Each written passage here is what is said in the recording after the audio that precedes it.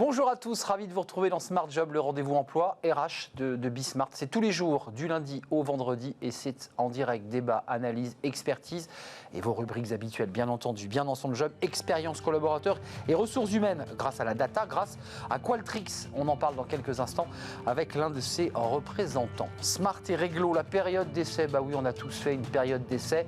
Comment ça marche? À quoi ça sert? Quels sont les droits des salariés, bien entendu, mais aussi les droits des chefs d'entreprise? On fera le point avec un avocat dans quelques instants. La pause café, le tatouage en entreprise, bah oui, c'est un sujet un peu sérieux. Enfin, tout dépend où il est, ce tatouage.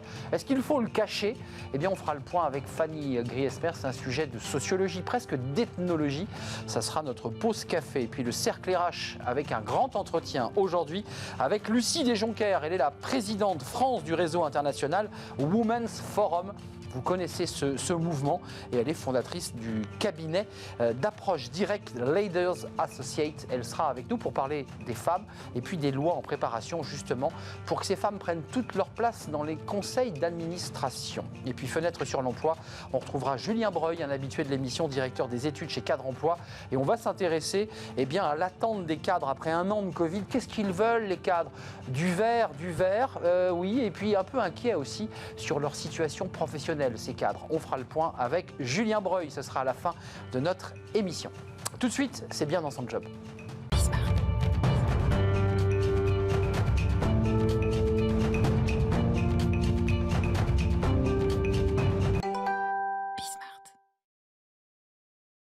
Dans son job, on va parler aujourd'hui de l'expérience collaborateur, des ressources humaines, de tout ce dont a besoin une entreprise. Et parfois, elle s'appuie sur des datas, sur de l'analyse. On en parle beaucoup de l'intelligence artificielle.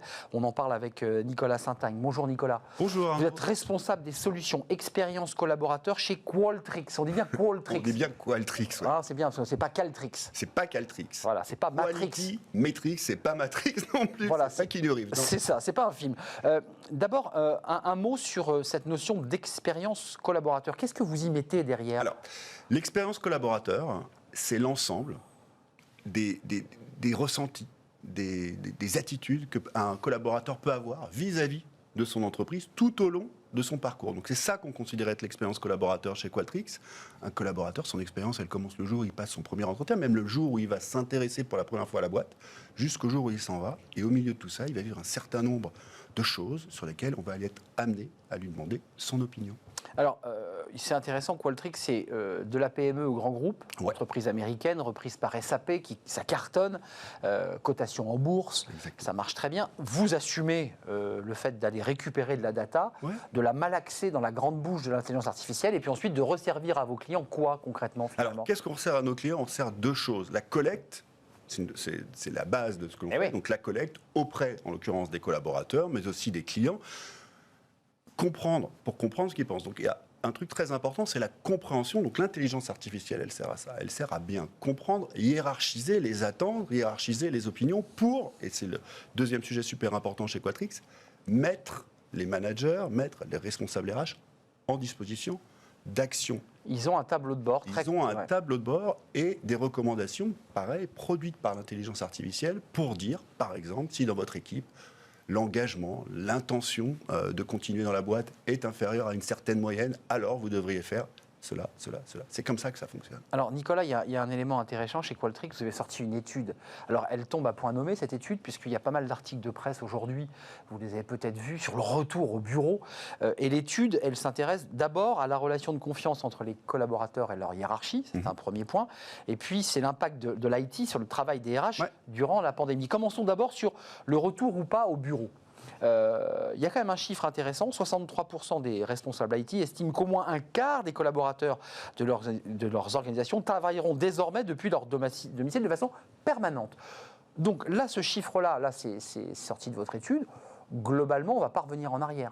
63%. Alors, est-ce qu'on va revenir en arrière? Je suis incapable de vous le dire. Ce qui est sûr et certain, c'est que le rythme... Alors, ce chiffre, il est déjà surprenant. Un quart des collaborateurs, dans ma boîte...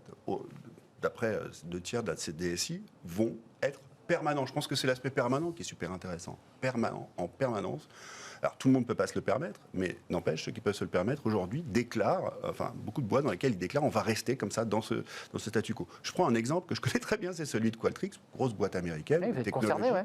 On est concerné, moi ça fait 15 mois que je travaille chez moi, parce qu'on est concerné. Alors premier titre, on est parti le 8 mars 2000. Alors ça c'était la crise. On nous a dit à la maison, et on va retourner au bureau progressivement à partir du 1er septembre, sur un rythme qui a été choisi par les collaborateurs. On s'est exprimé de 3 jours en présentiel, 2 jours à domicile. Donc voilà, c'est une vraie tendance. Et là-dessus, je pense qu'en effet, on ne reviendra pas en arrière sur ces boîtes qui ont fait des choix, comme le groupe PSA par exemple, de laisser les individus Ils avaient à domicile. anticipé très tôt, le groupe PSA. 70% dans l'étude indiquent que les organisations ont augmenté la fréquence d'écoute de leurs collaborateurs via des solutions IT. Donc là, ça vous concerne directement chez Qualtrics.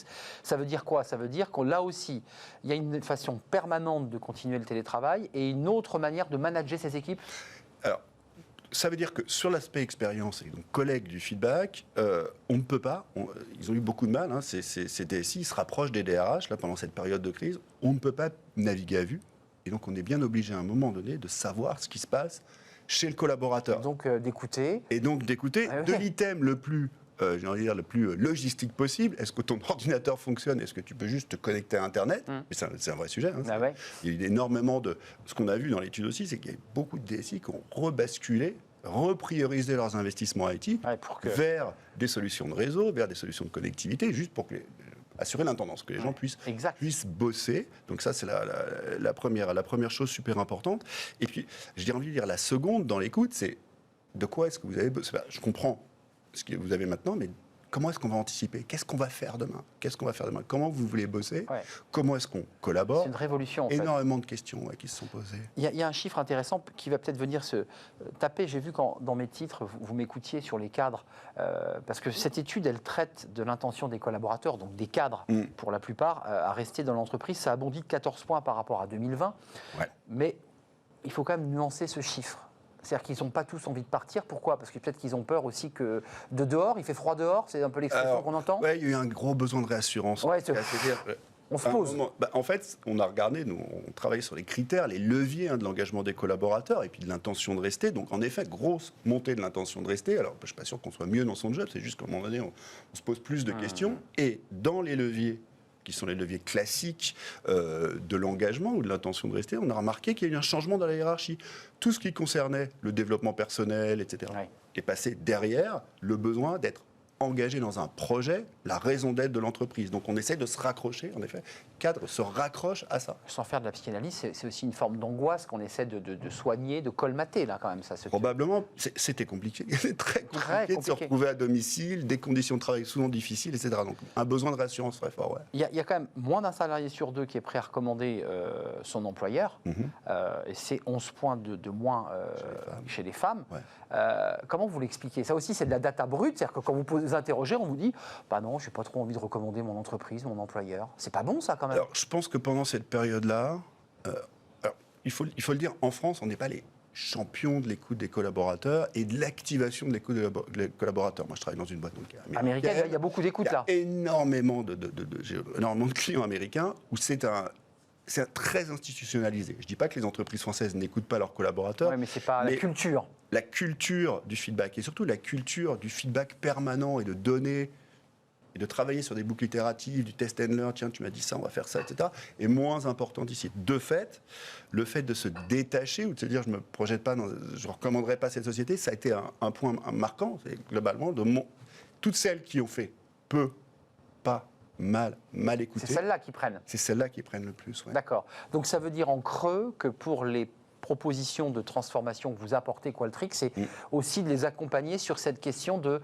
l'écoute, de la bienveillance, du feedback. C'est tous ces éléments-là sur lesquels vous bossez. C'est de travailler au développement de cette culture du feedback. Et Qualtrics ne travaille pas que sur les collaborateurs, on travaille aussi sur les clients, sur la perception de la marque et des produits.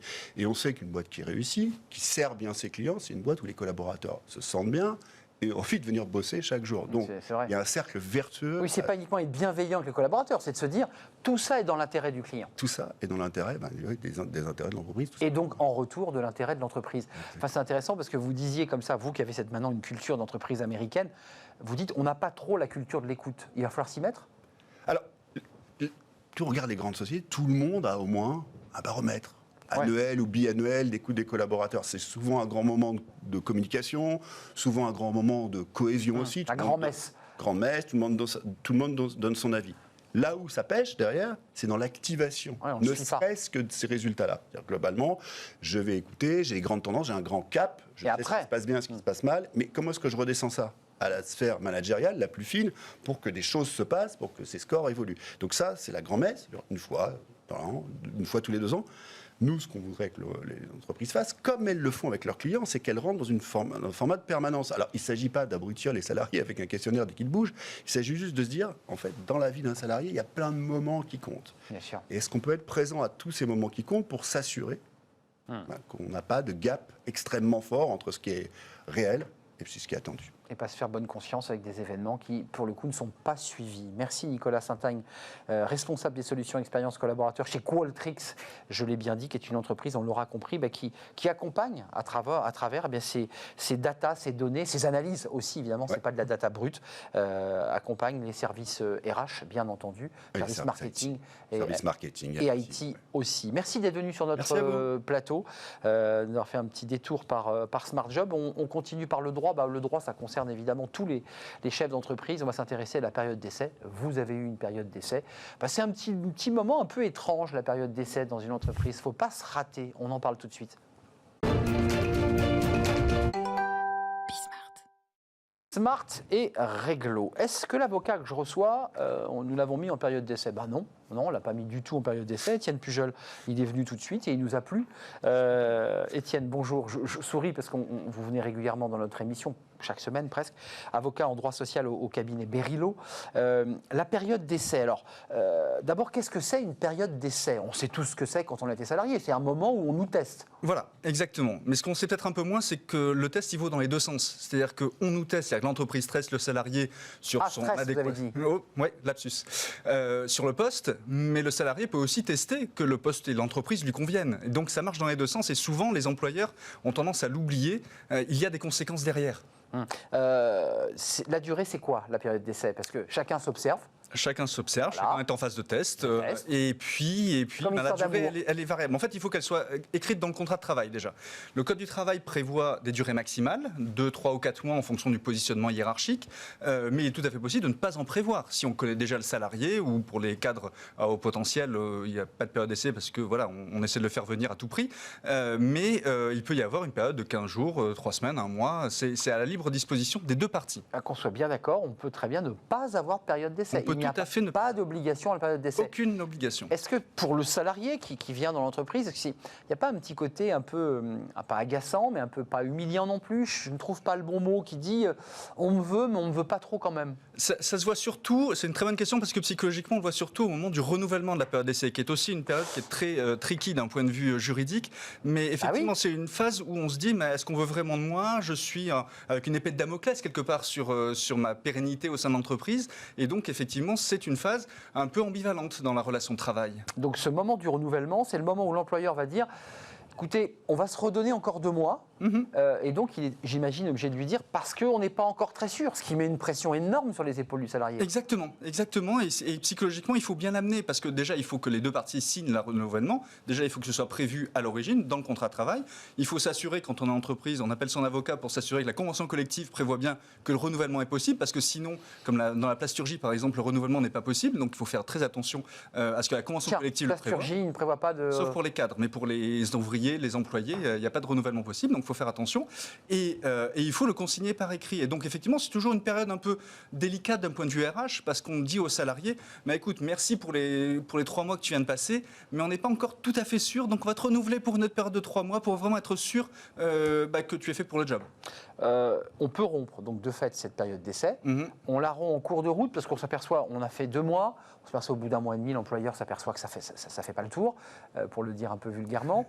Comment on fait là? On convoque le collaborateur? Tout ça est très, très structuré? Alors, il vaut mieux que ça le soit. Il n'y a pas grand-chose qui soit prévu dans le code du travail là-dessus. C'est assez flou. Et il faut notamment, au moment du recrutement du collaborateur, mettre dans son agenda Outlook la date de fin de la première partie de la période d'essai pour être dans les délais, pour renouveler ou pas. Pourquoi il y a un délai de renouvellement? Il faut anticiper avant le dernier jour de la période. Oui, il faut anticiper parce que si vous dépassez d'un seul jour, ça devient un CDI. Vous ne pouvez pas le rompre comme ça. Donc il faut respecter la procédure. Quand même, vous diriez, ah mince, je voulais le renouveler.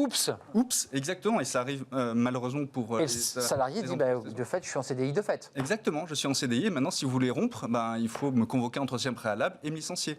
Alors qu'une rupture de période d'essai, il n'y a pas d'entretien préalable. C'est juste une notification de ce que l'essai n'est pas concluant. Et là, je me permets d'insister beaucoup là-dessus parce que je vois beaucoup trop d'erreurs de la part d'entreprises qui viennent nous voir après en disant j'ai un contentieux. Pourquoi? Parce que souvent, les employeurs ont tendance à vouloir trop en faire. C'est-à-dire causer, justifier la rupture de la période d'essai. Or, la seule cause de la rupture de la période d'essai, de la fin de la période d'essai, de la non-poursuite en CDI, c'est simplement je t'ai testé, ça n'a pas marché, donc j'arrête. Si on veut trop en dire, on peut rentrer dans un engrenage où le salarié va dire mais en fait c'était un motif économique puisque le poste il n'a pas été recruté, 6 mois après il est toujours vacant, donc en fait tu as supprimé le poste et donc c'était un motif économique. Donc on parle au syndicat par exemple si c'est une grosse boîte. Exactement. Et les syndicats reviennent en disant mais attendez là c'est une entourloupe, vous supprimez des postes. Exactement. Donc il faut faire très attention pour les entreprises à ce que l'on dit au moment du renouvellement. Il faut s'en tenir au strict minimum. Nous ne souhaitons pas. Nous ne souhaitons pas poursuivre. L'essai n'est pas concluant, nous ne souhaitons pas poursuivre. Enfin, c'est facile à dire, mais c'est pas vous qui êtes dans le bureau. Ils ont un salarié en face qui leur dit mais donnez-moi un motif. Exactement. Dire voilà, on t'a testé sur ce poste et on a considéré, ton manager a considéré ou nous avons considéré que ça ne le faisait pas. Mais on voit beaucoup d'actions judiciaires derrière, disant, mais en fait, la raison pour laquelle vous m'avez pas prolongé ou vous ne m'avez pas converti en CDI, c'est soit un motif discriminatoire, je suis une femme et vous vouliez un homme, ou vous trouvez que la femme n'est pas assez percutante par rapport à l'homme, ou alors je suis discriminé en raison de mon âge, de mon orientation politique. Et après, il peut y avoir un recours sur l'idée qu'on ne veut pas de moi à cause de ma couleur de peau, à cause de mon âge, à cause parce que je suis enceinte. Il y a des cas de figure, parce que tout d'un coup, en période d'essai, la personne annonce qu'elle est enceinte. Ça arrive, oui, ça arrive. Et c'est pour ça qu'il faut vraiment s'en tenir à décorréler complètement la cause du non-renouvellement ou de la non-poursuite de l'emploi de motifs personnels.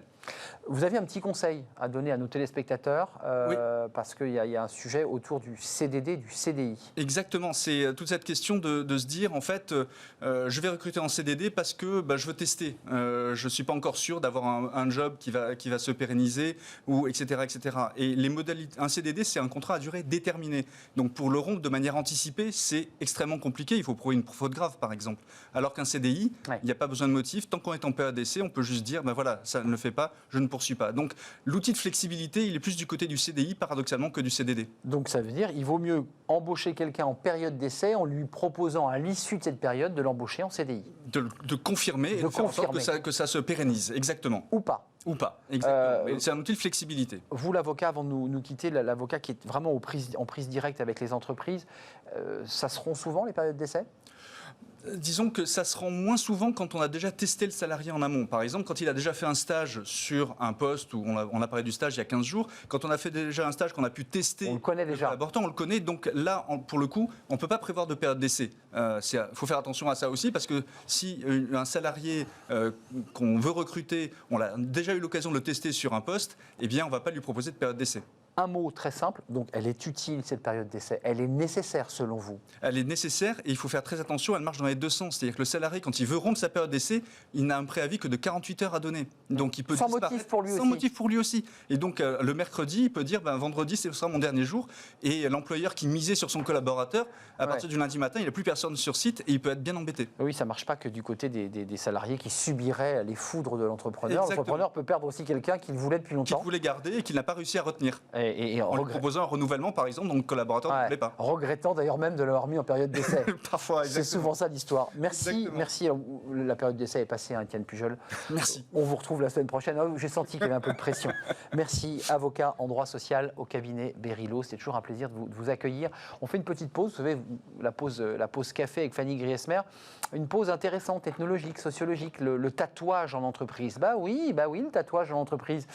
quand on reçoit des clients, il faut savoir ce qu'il représente, où il est placé, est-ce qu'il faut le cacher? Ben voilà, Fanny Griesmer va répondre à toutes ces questions, vous qui peut-être avez un Popeye sur l'avant-bras. C'est tout de suite. Le tatouage, c'est la pause café. Bah oui, parce que parfois on relève ses manches quand on prend sa pause café, on se détend, on se relâche. Le tatouage, est-ce que c'est... Alors, vous vous êtes posé cette question, elle est fondamentale. Est-ce que le tatouage est un frein professionnel? C'est vrai. Encore. Beaucoup sont tatoués. Les mentalités ont évolué, ont peut-être évolué. Et oui. Est-ce que c'est encore un frein, le tatouage? C'est ce que nous allons voir. Mais c'est vrai que vous avez peut-être une petite encre de marine sur le bras, peut-être un papillon niché au creux et déposé sur l'omoplate, quand ce n'est pas une véritable fresque apposée et qui recouvre la totalité de votre dos. Le tatouage s'affiche désormais partout ou presque et n'a plus rien de l'image de marginalité à laquelle il a été longtemps associé. Démocratisation qui semble incontestable. Il n'en reste pas moins une question qui semble faire encore couler beaucoup d'encre. Le monde du travail évolue-t-il avec l'attrait grandissant que les Français manifestent pour le tatouage? Et vous allez le voir, la réponse n'est pas si évidente que ça. Un engouement qui transcende les générations, parce qu'il faut le dire. D'une part, les générations. C'était les voyous qui avaient des tatouages au départ. Ça. Voilà, faut le dire. On peut le dire. Les générations, donc les plus jeunes comme les plus âgés, mais aussi les catégories socio-professionnelles. Le tatouage, les Français l'ont dans la peau, pas tous, certes, mais on constate ces dernières années une très nette augmentation des tatouages sur l'épiderme des plus de 18 ans. En 2018, l'IFOP révélait que la proportion de Français ayant déjà fait l'expérience d'une œuvre d'art sur la peau avait progressé de 8 points entre 2010 et 2018, passant de 10% à 18% tout de même. Un Français sur 5 est donc tatoué aujourd'hui. Et c'est vrai que la mode touche effectivement tous les secteurs, les postes aussi du monde du travail. Selon l'IFOP, les ouvriers sont les plus représentés avec 38% de tatoués dans leur rang. Mais les cadres et professions libérales ont eux aussi cédé à la tentation et à la tendance et sont 19% à être tatoués. Ça a évolué quand même, donc ça veut dire que ça évolue. Ça a beaucoup évolué, vous le disiez. C'est vrai qu'avant d'être une mode, le tatouage, c'était surtout un symbole, une marque de différence, plutôt réservée à des minorités. Mais des voyous, on peut le dire. Il véhiculait un côté un peu marginal, voyou, biker, prisonnier, et était réservé aussi dans le milieu professionnel à certains corps de métier, comme les marins ou les militaires. Bref, le tatouage était plutôt stigmatisant, il sentait un peu la rébellion. Alors forcément, travail et tatouage ne faisaient pas forcément bon ménage dans la vie, et c'était avant tout pour une question d'image. Mais aujourd'hui, devenu à la mode, le maquillage cutané est davantage associé à de l'art. Ça, c'est important. 55% des Français le considèrent comme un art à part entière, un chiffre qui grimpe jusqu'à 80% chez les plus jeunes, chez les 18-24 ans. Mais le tatouage dit avant tout quelque chose de vous, de votre histoire. Il revêt une dimension intime. Alors on peut se poser la question, quand il s'agit de l'afficher dans le monde du travail, est-ce que ça peut poser problème? Vous avez vu cet instituteur quand même, je rappelle, l'instituteur qui avait le visage tatoué. Pas que le visage. Et le visage, l'ensemble du corps, mais surtout le visage tatoué, et qui globalement continue à enseigner, me semble-t-il. Même si les enfants pouvaient être un peu surpris. C'est quoi? C'est une image qui donne l'impression qu'on n'est pas professionnel, qu'on n'est pas sérieux, qu'on est dilettante? Il y a un petit peu de ça, mais c'est vrai qu'à la veille d'un entretien, j'imagine que... On cache le tatouage. Quel tatoué ne s'est jamais posé la question, est-ce que je dois cacher ou pas mes ornements permanents avant? Voilà, c'est une question d'image, surtout de regard, le regard de l'autre, celui du recruteur, mais aussi de l'entreprise. Car si le tatouage tend à entrer dans les mœurs, il l'interroge encore sur l'image que l'on renvoie en tant que candidat et même collaborateur. La question se pose peu, voire pas ou plus du tout dans certains secteurs. Je pense notamment au milieu artistique, la restauration, pas trop de soucis non plus, ou encore de la communication. En revanche, le dessin imprimé à tout jamais reste assez difficile à porter dans certains milieux professionnels, ces milieux où le formalisme reste de mise, et considéré alors comme étant ni professionnel ni sérieux. Alors à ce sujet, le Code du travail reste assez flou. Il n'y a aucune loi qui ne parle du port du tatouage dans le monde du travail. L'unique référence est indirecte et se trouve dans un article qui précise qu'aucun salarié ne peut être sanctionné, licencié ou faire l'objet d'une mesure discriminatoire en raison de son apparence physique. Ça reste très large. Donc si l'on en croit ces mots, une personne tatouée peut alors exercer tous les métiers, sans la moindre crainte. Par ailleurs, le Code du travail indique que l'employeur peut apporter à la liberté de se revêtir des restrictions justifiées par la tâche à accomplir et proportionnées au but recherché. Pour simplifier, l'employeur peut interdire ou imposer une tenue, voire des accessoires, mais uniquement si cela fait défaut à la culture d'entreprise. Je pense à Nicolas Dufauchel, très tatoué, à qui parfois on demande de recouvrir ce comédien les bras pour des rôles qui ne collent pas d'ailleurs aux besoins du tatouage. Alors est-ce que justement le producteur ou le réalisateur est son employeur? Certainement, mais exactement.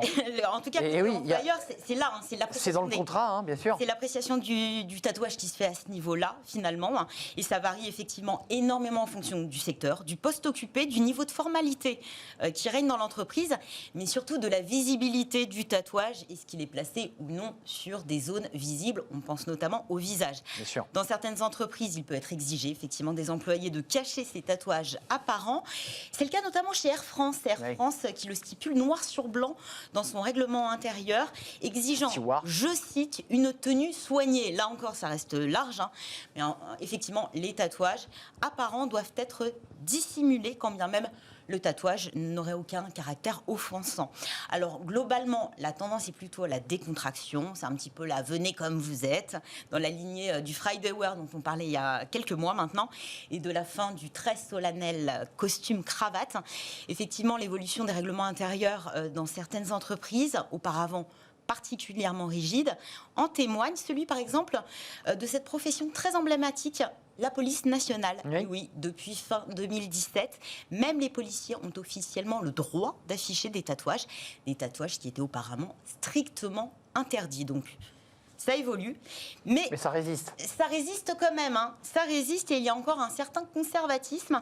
C'est ce qu'on peut lire en tout cas au travers d'un sondage mené par l'agence d'intérim en ligne CAPA fin 2019, donc c'est très récent. Un sondage qui en dit long encore sur les préjugés qui persistent malgré tout. 52% des tatoués reconnaissent avoir déjà fait l'expérience de remarques négatives à leur égard au bureau. Et 41% des personnes qui ne sont pas ou pas encore tatouées avouent avoir déjà fait des remarques négatives au bureau à une ou un tatoué, parce qu'effectivement, ce sont les femmes qui sont davantage victimes de remarques de la part de leurs collègues. 58% de femmes contre 47% d'hommes. Des scènes dont certaines et certains préfèrent largement se passer, et donc qui préfèrent garder leur tatouage pour eux et donc dissimuler ces œuvres d'art. Et ça va plus loin, c'est ça. Oui, parce qu'au final, 83% des Français estiment qu'un tatouage peut freiner une carrière professionnelle. C'est assez énorme. Et puis, ces remarques, surtout quand elles sont répétées, peuvent conduire à des regrets chez ceux qui ont sauté le pas. C'est probablement pour cette raison que 61% des sondés par CAPA avouent qu'ils ne se feraient pas tatouer s'ils avaient la possibilité de revenir en arrière. D'ailleurs, on constate aussi un boom du détatouage, aussi douloureux que le tatouage d'ailleurs. Bref, le monde du travail pas encore prêt à accueillir les tatoués, le tatouage à bras ouverts. Il y a encore pas mal d'hostilité, surtout de la part des collègues, visiblement. Et puis aussi une prudence développée par les tatoués eux-mêmes en réaction. Où est le problème ? C'est bien la question, parce que CAPA posait la question, êtes-vous gêné par les personnes tatouées au travail ? Et 80% répondaient non. Donc où est le problème ? Je ne sais pas. Où est le problème ? Cacher ce tatouage que je ne saurais voir. Exactement. C'est ça, c'est peut-être ça la petite phrase. Attendez peut-être de voir la culture d'entreprise, effectivement, avant d'afficher vos tatouages. Merci Fanny d'être venue nous éclairer sur ces jolies choses, parfois moins jolies d'ailleurs, parce que tout n'est pas... Les goûts et les couleurs. Tout n'est pas toujours très réussi en matière de tatouage. On fait une petite pause et on va recevoir dans quelques instants la présidente du Women's Forum, la présidente France. Women's Forum, c'est un mouvement international. Évidemment, la place des femmes dans l'entreprise, la place des femmes dans les COMEX et dans les conseils d'administration, c'est un sujet, c'est le plafond de verre aussi, c'est l'envie des femmes de réussir et parfois rester bloquées. On va en parler avec sa présidente Lucille Desjonquers, elle est notre invitée juste après cette courte pause.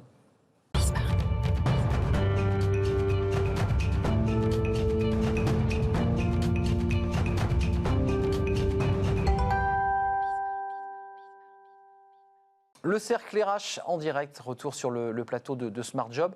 Un grand entretien aujourd'hui. On va parler des femmes, de leur place dans l'entreprise, de leur place au sein des COMEX, des conseils d'administration, de leur envie de réussir, de diriger aussi, d'entreprendre. Et on en parle avec Lucie Desjonquers. Bonjour Lucie. Bonjour. Merci d'être avec nous. Vous êtes la présidente France du réseau International Women's Forum. Oui. Cette fois-ci, je l'ai bien dit. Fondatrice et présidente du cabinet d'approche directe Leaders Associates. Oui. Et on va parler évidemment des deux. Bien sûr, ils sont liés. Les deux sont intimement liés. L'un a amené l'autre. D'abord, pour ceux qui arriveraient de Mars, tout le monde connaît le Women's Forum. C'est quoi? Comment on y entre d'ailleurs? Comment on fait pour rentrer dans ce cercle fermé? Devenir membre d'International Women's Forum. Absolument. Donc vous êtes la présidente France. France, oui. C'est un réseau américain. L'acronyme IWF, donc International Women's Forum, et ce réseau est né dans les années 70 à New York. Il s'est étendu sur tout le reste des États-Unis, puis en dehors des frontières, et aujourd'hui, il y a 7000 femmes présentes sur les 6 continents et qui sont des femmes dites influentes. Alors ça veut dire quoi, des femmes dites influentes? Surtout là, elles sont inscrites dans une grande diversité. Oui. Ce sont des femmes qui sont donc des corporate women de très haut niveau, ce sont des entrepreneuses, ce sont des sportives de haut niveau, des philosophes, des écrivains, des chirurgiens. Des artistes, surtout des artistes, on les aime beaucoup. Et j'ai eu le privilège de me voir confier la création du chapitre français il y a 4 ans. Chapitre français. Oui, on appelle ça the French chapter. Ouais. Parce que j'ai un cabinet RH, un cabinet de chasse de tête très, très, très engagé dans la parité. Donc ils se sont dit, légitimement, que je croisais beaucoup de femmes éligibles pour créer ce réseau en France. Et ce qui fut dit fut fait. Après 6 mois de palabres, parce qu'avec les Américains, on ne s'installe pas comme ça. Et si vous voulez, chaque présidente a un sujet qu'elle choisit pour aider toutes les femmes en verticalité. Parce que pourquoi on veut des femmes influentes? C'est pas pour faire de l'entre-soi, c'est pour aider la cause féminine. J'allais vous le demander, c'est de l'entre-soi, c'est un club fermé, on y mange bien, on rigole. Non, c'est pas ça l'idée. Non, l'idée c'est de s'entraider entre nous et d'aider les autres femmes. Et comment? Alors d'abord, quels sont les sujets que nous avons choisis en France? Votre sujet à vous? Mon sujet, c'est les femmes dans les conseils d'administration et les femmes dans les COMEX. Pourquoi? Parce que le jour où il y aura assez de femmes en haut de cette tour, on peut espérer, et aujourd'hui on assiste à une certaine sororité entre femmes, qu'elles vont aider toutes les femmes. Et d'ailleurs, on le voit, dans les entreprises où il y a des femmes dans les COMEX, comme par hasard, il y a plus de femmes dans les quotidiens. Et on va en parler, et bien sûr, ensuite, ça ruisselle. Ça ruisselle. La question, c'est le ruissellement. Les conseils d'administration, avec la loi Copé-Zimmermann, on voit qu'il y a un plus, ça va mieux. Il y a un plus, c'est pas parfait, mais il y a un plus. Maintenant, la bataille, c'est la bataille des COMEX. C'est ça. Où les femmes, parfois même les DRH, n'ont pas accès aux COMEX. Très concrètement, on fait comment? Parce que vous dites, c'est pas du tout un cercle fermé, c'est pas le Rotary Club des femmes. On s'entraide.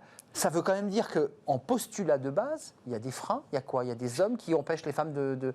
C'est quoi? C'est organisé? C'est structuré? C'est inconscient? C'est quoi? Il y a encore une immense misogynie qui règne. Voilà, non mais... On le sait, et c'est planétaire. Bon. En France, on devient meilleur que de nombreux pays grâce aux quotas.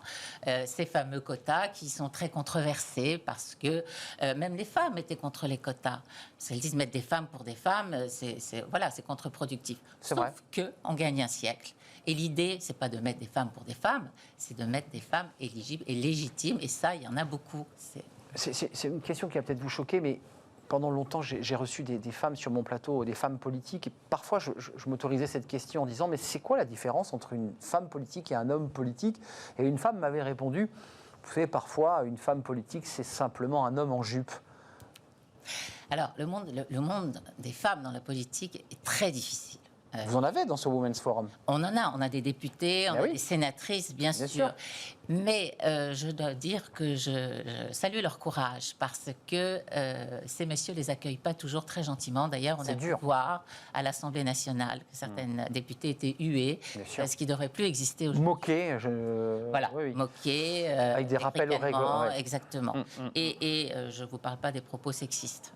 Mais ça, aujourd'hui, c'est tolérance zéro. Il y a eu des pétitions de signer, il y a L'Oréal qui a rassemblé un grand nombre d'entreprises derrière des chartes. Enfin, on ne doit plus entendre de propos sexistes dans une entreprise. Donc les hommes, même si vous dites du chemin a été parcouru, la loi Copé-Zimmermann, les conseils d'administration, les mentalités qui évoluent, les médias aussi qui s'emparent de ces sujets, votre organisation, il y a encore de la route à faire. Les hommes restent assez mijosis, très entre eux. Je pense au domaine de la finance, parce que c'est un domaine... Oui.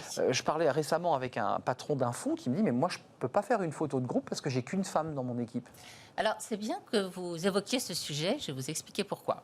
La loi Copé-Zimmermann touche les sociétés cotées, sauf Euronext, et les SA. Et les SAS, Sociétés Actions Simplifiées, ne sont pas concernées. Ça veut dire que tout le mid-cap passe entre les gouttes. Exactement. Pour l'instant, ce Bruno Le Maire a en tête l'idée de créer un avenant à cette loi qui a été repoussée en raison de la Covid. Et donc touche les SAS. Exactement. Mais les fonds d'investissement, France Invest, qui est l'association des fonds d'investissement, a signé et a mis en place une charte qui engage tous les fonds d'investissement, tous leurs adhérents, à mettre des femmes dans leur conseil d'administration et là où c'est intéressant, dans les sociétés dans lesquelles ils mettent des participations. Alors oui, ils disent que pour trouver des femmes partners dans les fonds, c'est compliqué parce que les sociétés qu'ils vont approcher veulent un track record qu'elles n'ont pas. Et puis, excusez-moi, de la formation initiale aussi, Lucie. La formation, les femmes ne vont pas automatiquement vers la finance. Non. Est-ce qu'il n'y a pas un problème de fléchage dès le départ? Exactement. C'est pour ça que, dans le cadre de International Women's Forum, nous avons lancé il y a quelques semaines les Assises de la parité. On retrouve toutes les tables rondes sur Assises de la parité. C'était en mai dernier. C'est ça, c'était le 6 mai dernier. Et là, nous avons eu une grande quantité de sujets évoqués sur les salaires, sur les quotas, sur ce qu'il faut faire en termes de formation, sur les évangélisations des métiers dans la finance que vous évoquez. Donc, tout est là. Et oui, il faut démarrer à la source, c'est-à-dire aller orienter les jeunes femmes vers des études d'ingénieurs qui étaient les métiers d'hommes avant. Voilà, mais tout ça se démocratise quand même. Ça va mieux, mais très concrètement, vous êtes aussi une chasseuse de tête un peu particulière, parce que 2001 ça démarre, 2012 vous en prenez les rênes, 2013 Leaders Associate. C'est quoi votre message? C'est quoi votre philosophie? Parce qu'il y a une colonne vertébrale dans votre combat. C'est quoi? C'est l'audace, c'est le fait de se battre d'égal à égal, de regarder les hommes d'égal à égal? Alors déjà, moi j'ai un adage ou un credo, appelez ça comme vous voulez. Je dis que nous les femmes, nous n'irons nulle part sans les hommes et que les hommes n'iront pas plus loin sans les femmes et qu'il est grand temps de faire ensemble pour de la performance. C'est pas une bonne action que de recruter une femme. C'est juste apporter de la performance à l'entreprise parce que nous, les femmes et les hommes, nous réfléchissons différemment et c'est complémentaire. Le mariage des deux. Mais, bien sûr.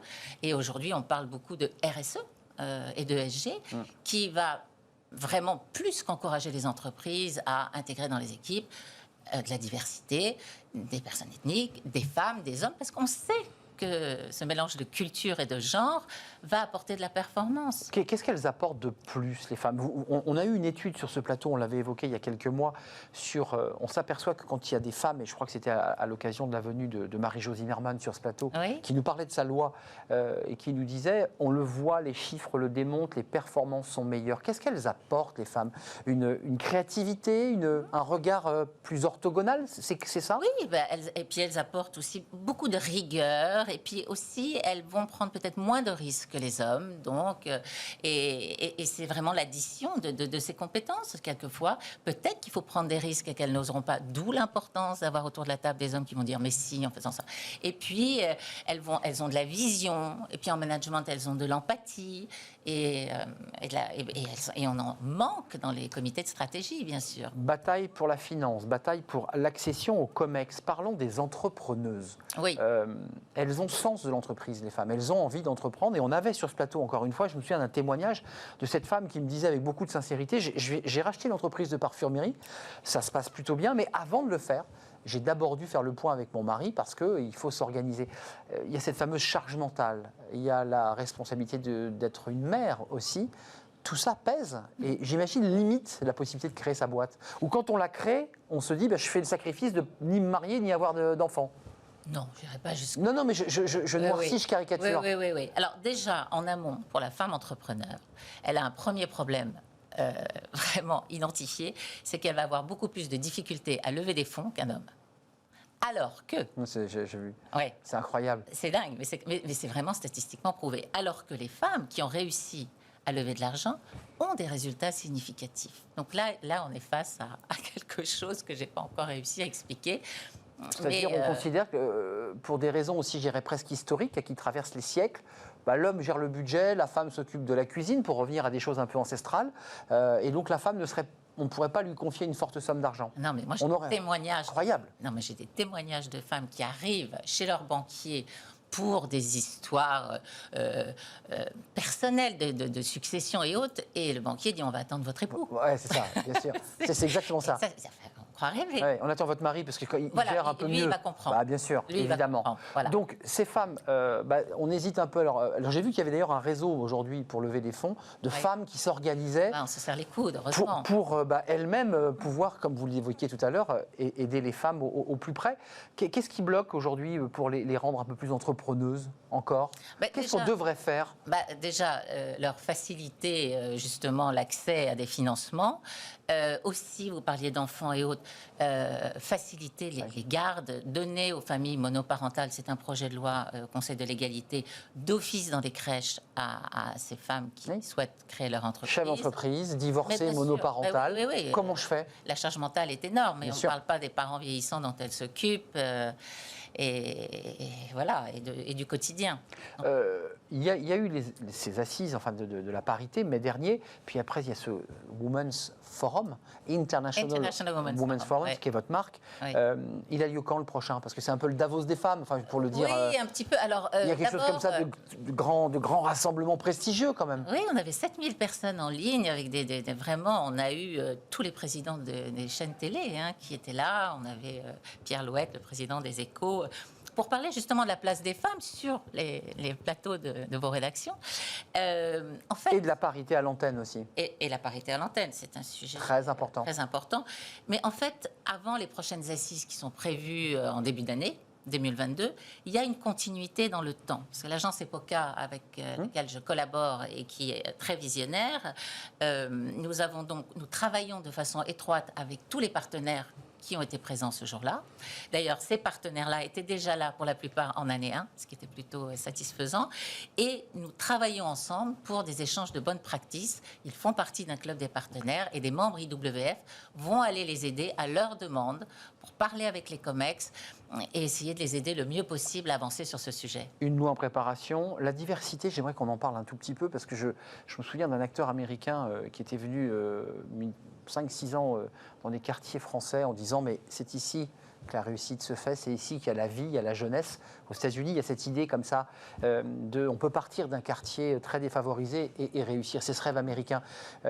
Cette question de la diversité ici dans votre forum, là aussi c'est un élément important pour vous? C'est essentiel. C'est essentiel. D'ailleurs, nous avons des femmes qui sont inscrites dans la diversité des métiers, je vous le disais, mais nous avons aussi des parcours sociologiques. Des parcours, mais enfin qui sont d'une richesse pays incroyable. Mais évidemment, on ne peut plus aujourd'hui, dans le monde moderne dans lequel nous sommes, nous passer de ça. On ne peut pas rester entre nous, entre Français, de même école, de même sexe. Enfin, c'est une aberration. Trois noms. Comme ça, spontanément, qui émergent de votre réseau ici en France. Quelles sont les femmes aujourd'hui, dans des domaines peut-être différents, qui vous semblent être porteuses à la fois d'espoir et de combativité sur ces questions aujourd'hui? Celles que vous rencontrez et vous dites, ces femmes, elles portent quelque chose, elles nous disent quelque chose. Un peu toutes, donc c'est difficile d'en sélectionner 3. Dans le monde de l'entreprise par exemple, on demande aux membres d'être actrices de l'événement, de mettre en place des initiatives. Et Anne Lamotte, qui est la directrice générale du groupe ISTA, a mis en place tous les dimanches soirs, là, elle fait venir un expert, elle fait venir des membres et des non-membres, et les enfants de ces membres et de ces non-membres, pour que, sous les conseils de l'expert, ces jeunes soient orientés à bon escient et informés vers des carrières. Donc ça, je trouve ça plutôt pas mal. Ensuite, on a Virginie Guyot, qui est quand même pilote de chasse et ancien commandant de la patrouille de France, qui aujourd'hui fait des conférences et qui est une femme hallucinante et humble. C'est ça aussi, les femmes, c'est l'humilité. C'est vrai. Il n'y a pas d'ego, moins d'ego. Ce qui leur permet d'aller right to the point, souvent, ce sont des hommes qui me racontent que lorsqu'il y a une promotion pour un homme, il va regarder son bureau, la voiture, le chauffeur, l'assistant, tout ça. Et elle, la femme, quand elle arrive, c'est les dossiers, tout de suite les dossiers. On rentre dans le sujet. Ouais. Ça, c'est une différence ça, ethnologique presque, culturelle, ancestrale, ce qui pèse. D'ailleurs, vous qui avez quelque sorte un pied aux États-Unis, un pied en France, c'est plus moderne les États-Unis où il y a les mêmes difficultés. Est-ce que les femmes, dans cette espèce de rêve américain, elles peuvent aussi s'engouffrer dans cette dynamique-là ou c'est aussi compliqué pour elles? Il y a plus de femmes présidentes de sociétés aux États-Unis. Il me semble. Oui. Mais en Californie, récemment, ils ont mis en place des quotas. Donc, ce qui veut bien dire que ce n'est pas parfait non plus. Donc, pour se résumer, International Women's Forum, vous militez pour les quotas. Parce que ce mot quota en France est très connoté. Bien sûr. Souvent, on le conteste. Mais dans les faits, ce qu'a fait Marie-Jo Zimmermann dans la loi Copé-Zimmermann, c'est une politique de quotas. Mais heureusement qu'elle a fait ça. Il n'y a pas le choix. Il n'y a pas le choix, parce que sinon, les dirigeants vont dire mais oui, il n'y a qu'à Faucon, faisons, on va le faire. Et puis on le fera c'est un non-sujet et c'est jamais fait. Alors d'accord. les quotas, cela dit, les sanctions n'ont toujours pas été appliquées. Mais bon, ça vient là, et puis la RSE est encore là pour appeler. Et mon rêve, ce serait que ce soit un non-sujet très rapidement. L'objectif le plus court avant de nous quitter, c'est le COMEX. Aujourd'hui, la bataille, c'est la bataille des COMEX. Absolument. Marie-Pierre Rixain a donc voté une loi qui est passée à l'Assemblée nationale et dont nous attendons la réponse du Sénat en espérant qu'elle y sera favorable. Proposition de loi, faut-il le préciser. Proposition de loi. Il faut maintenant trouver un calendrier pour que cette loi soit définitivement votée, parce que c'est de ça dont il sera question. Exactement. Et puis surtout, Arnaud, ce qui est important, c'est de rassembler les femmes et les hommes ensemble. On n'est pas là les uns contre les autres, mais on est là pour faire une unité, comme dans une famille. Aimons-nous. Aimons-nous. C'est un peu ça, finalement. C'est totalement ça. Pour construire ensemble, qui est une métaphore, finalement, d'une famille, en quelque sorte. Évidemment. Merci, Lucine Léjonquer, d'être venue présidente de l'International Women's Forum. Oui.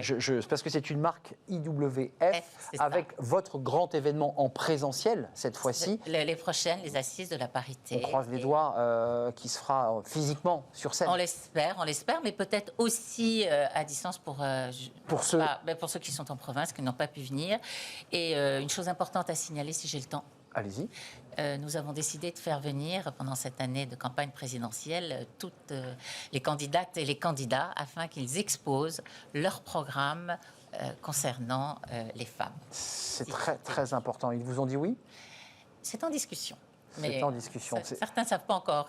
Déjà, il faudrait identifier les candidats. Voilà, attendons septembre pour y voir un petit peu plus clair. Bon, en tout cas, ils seront auditionnés par l'International Women's Forum. Nous les accueillerons bien volontiers. Et ben voilà, si vous nous écoutez, chers candidats ou putatifs candidats, vous serez en tout cas contactés. Déplacez-vous pour nous faire partager, votre regard sur la place des femmes dans l'entreprise, mais pas seulement. Merci Lucie Léjonquer. Merci. C'était un plaisir de vous accueillir. On termine notre émission par les cadres.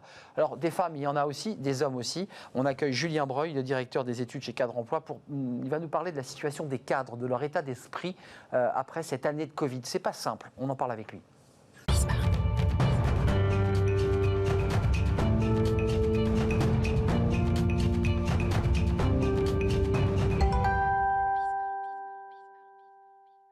Fenêtre sur l'emploi avec Julien Breuil.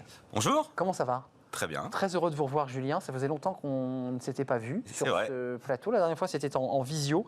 Directeur des études chez Cadre Emploi, oui. Avec une étude assez intéressante parce qu'on a beaucoup parlé de cette crise Covid, de leur situation. Là, on est à 1 an. C'est une analyse à 1 an.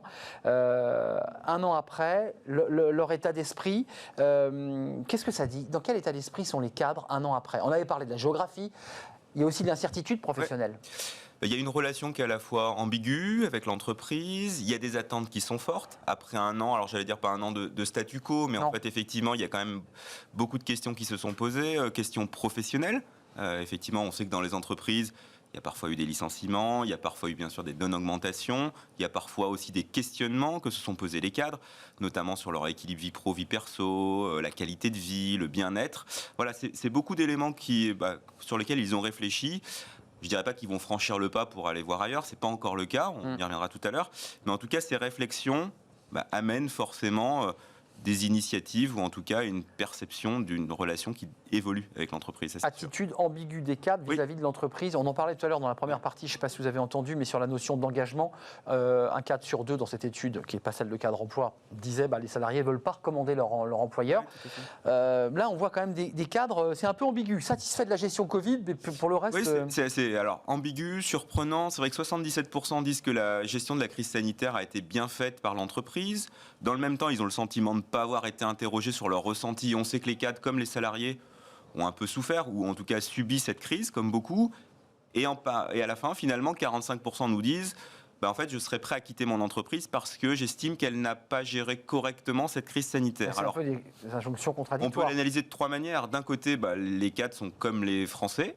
Ils reconnaissent en l'entreprise la capacité d'avoir géré un contexte très particulier, mais en même temps, ils sont aussi critiques parce que parfois, peut-être des décisions ne correspondaient pas à ce qu'elles attendaient, ils auraient peut-être fait différemment. D'un autre côté, on l'a dit tout à l'heure, pas d'augmentation, parfois des situations d'injustice, et donc on se dit finalement ça ne correspond plus aujourd'hui à ce que je souhaite, parce que j'ai une volonté de bien-être. Puis j'ai eu le temps de me regarder un petit peu pendant cette période. Exactement. Et puis il y a le troisième point, on n'en parle pas trop, mais c'est quand même important, parce qu'il y a quand même un contexte économique qui s'améliore, même s'il faut avoir une vision un peu plus longue pour avoir une tendance, j'allais dire, plus aboutie. Bon, les recrutements de cadres sur 2021, on annonce à peu près 240 000 à 245 000 recrutements de cadres, c'est un peu plus que l'année dernière. Donc ça repart, pas autant que ce qu'on aurait voulu comme en 2019, mais néanmoins, ça peut créer aussi quelques attentes un peu plus fortes pour des envies. Je regarde, après il faudra franchir le pas et ça c'est moins évident. Alors, deuxième item qui est passionnant, c'est comme l'élastique qu'on tire et il ne revient jamais à l'endroit où on l'a tiré, l'entreprise sera plus celle qu'elle a été avant et ça les cadres le disent, ils y aspirent. Là-dessus c'est un plébiscite. Pour eux, l'entreprise de demain, on a beaucoup parlé du monde d'avant, du monde d'après, mais l'entreprise de demain ne sera pas celle d'avant. 77% nous le disent. Forcément, ça portera sur les lieux de travail, 65%, les modes de travail, les conditions de travail. Retour au travail, là, c'est la fin du télétravail. C'est aussi pour ça qu'on avait posé cette étude. C'est vrai qu'on sera le 9 juin dans 2 jours. C'est pas anodin. Ça a des impacts pour les cadres qui ont pris goût au télétravail. Et ça a des impacts pour l'entreprise qui doivent, j'allais dire, ramener les salariés ou les cadres non pas au travail, mais sur les sites de travail. Sur les lieux de travail. Sur les lieux de travail. Ce n'est pas si simple. Et forcément, ce n'est pas si simple, ça dépend un peu des populations. On a vu qu'effectivement, il y avait eu une productivité. Il y a des cadres qui ont pris goût aussi à un certain équilibre vie pro, vie perso. Je note d'ailleurs que tout à l'heure, on en parlera peut-être, ils vont être de plus en plus exigeants vis-à-vis de l'entreprise, et notamment sur des questions d'équilibre vie pro, vie perso et de bien-être. Et le télétravail permet parfois une certaine organisation un peu plus souple que si on se rend bien sûr sur les sites. 59% des cadres pensent que le télétravail va perdurer. Donc exactement. Après, 60%, il y a quand même l'idée qu'il y a eu un monde d'avant et un monde d'après, là, sur cet item-là en tout cas. Je pense qu'il y a pas de doute. Il y a deux éléments qui vont faire évoluer, j'allais dire, la relation des cadres avec l'entreprise, mais aussi cette question des modes de travail. C'est la digitalisation, on en a beaucoup parlé, cette capacité de pouvoir gérer des tâches ou des missions à distance. Et finalement, ça repose sur quoi ? Ça repose sur la mise en place aussi du télétravail. Alors, pas forcément comme on l'a connu à 100%, mais on l'a beaucoup dit, on peut le lire dans les différents journaux ou sur les sites, un mode, j'allais dire, hybride, avec à la fois des présences sur site et à la fois des présences en distanciel. L'idée de revenir, j'allais dire, sur les lieux de travail sera sans doute différente, peut-être pour des objectifs bien précis, de réunions d'équipe, de moments plus festifs, si les contraintes sanitaires le permettent. Voilà, entre guillemets, une relation à l'entreprise et une présence dans l'entreprise différente. Donc il y a une présence différente, avec un équilibre lieu de vie, vie personnelle, vie professionnelle. Et j'ai le sentiment quand même, l'étude le dit, qu'il y a une exigence plus forte à l'égard de l'entreprise. Oui, les cadres vont être plus exigeants, en tout cas ils le déclarent. Encore une fois, 77%, ça c'est le chiffre de l'étude parce qu'il ressort beaucoup, 77% se déclarent, j'allais dire, plus exigeants vis-à-vis de l'entreprise, notamment par rapport à cet équilibre vie pro, vie perso. Sur la nécessité de continuer à mettre en place le télétravail, 64%, et puis ensuite sur le bien-être. Et si on pose une question un tout petit peu différente, parce que vous savez que sur les études, selon la manière dont on pose les questions, les chiffres sont un peu apparaissent différemment. Là, pour le coup, quand on leur demande quelles sont leurs attentes prioritaires, là, c'est le bien-être, à hauteur de 68%, il me semble, 57% Ensuite, encore une fois, sur le sens, il faut avoir du sens. Là, on parlait tout à l'heure des réflexions qu'ils ont pu avoir sur leur métier, sur leur vie personnelle. Et puis 37%, on en a aussi parlé, je pense, dans d'autres études, qui concernent la formation. Moi, j'ai le sentiment qu'effectivement, on passe aussi dans une ère où on va être beaucoup aussi dans l'accompagnement par rapport à des mutations, qu'elles soient professionnelles ou personnelles. Juste avant de nous quitter, je ne sais pas si c'est dans l'étude, en tout cas, ce n'est pas les chiffres que j'ai devant moi. Est-ce qu'il y a chez eux une incertitude professionnelle ? Est-ce qu'il y a une angoisse aussi un peu... Alors, il y a une angoisse existentielle sur le sens qu'ils donnent à leur travail, mais est-ce que derrière ça, il y a aussi l'idée qu'ils se sentent en danger ? En danger, alors, c'est vrai que pour la première fois, les cadres, comme les autres populations, ont subi cette crise. Et là aussi, effectivement, il y a eu un taux de chômage qui a augmenté, notamment pour les populations, j'allais dire, les plus expérimentées. On va parler des plus de 50 ans. Donc forcément, je ne sais pas s'il y a un danger. En tout cas, on voit qu'il y a de plus en plus de reconversions, ou en tout cas la nécessité de se former. Donc, il y a une réflexion sur la nécessité, j'allais dire, d'optimiser ses compétences pour soit continuer dans la même voie, soit prendre une voie un tout petit peu différente, à la fois pour des raisons, j'allais dire, professionnelles, compétences, mais aussi par souhait, parce qu'effectivement, ils ont aussi envie de faire autre chose. En tout cas, les fameux chiffres de 77%, c'est ce qui ressort effectivement, Exactement. qui a été repris. En tout cas, pensent qu'ils seront plus exigeants à l'égard de leurs entreprises. Ça veut dire que la pression sera plus forte sur les épaules des DRH et des managers. Exactement. À eux aussi, qui eux-mêmes sont cadres. Qui eux-mêmes sont cadres. Alors c'est vrai qu'il y a de moins en moins de managers. Et ça sera d'ailleurs le prochain volet de cette étude, parce qu'une fois qu'on a abordé le sujet du bilan, une fois qu'on a abordé le sujet des attentes, on sait que si on parle d'accompagnement, il y a le rôle des managers. Est-ce que les cadres aujourd'hui veulent être managers et comment les managers perçoivent cette future relation ? Ça, c'est un autre sujet qu'on abordera peut-être, mais voilà. Et vous serez, Julien, évidemment, le bienvenu pour venir nous en parler sur le plateau. C'était un plaisir de vous accueillir, Julien, directeur des études chez Cadre Emploi, avec cette étude qui est passionnante, qui voit qu'il y a vraiment un monde d'après qui est en train de se transformer doucement, mais sûrement. Merci, exactement. Julien. Merci à vous qui nous regardez, évidemment. Merci à vous qui réagissez sur les réseaux sociaux et qui nous regardez à la télévision, tout simplement. Merci à toute l'équipe qui m'aide à préparer l'émission. Je remercie Fanny Griesmer, bien sûr, Pauline Gratel. Je remercie Romain Luc à la réalisation. Je remercie Justine au son et je remercie Margot pour l'accueil invité. Voilà pour toute l'équipe. Je les remercie. Je serai là demain, évidemment. D'ici là, portez-vous bien, restez fidèles à tous nos programmes. Il y a du choix et de la diversité. Je serai là demain. Bye bye.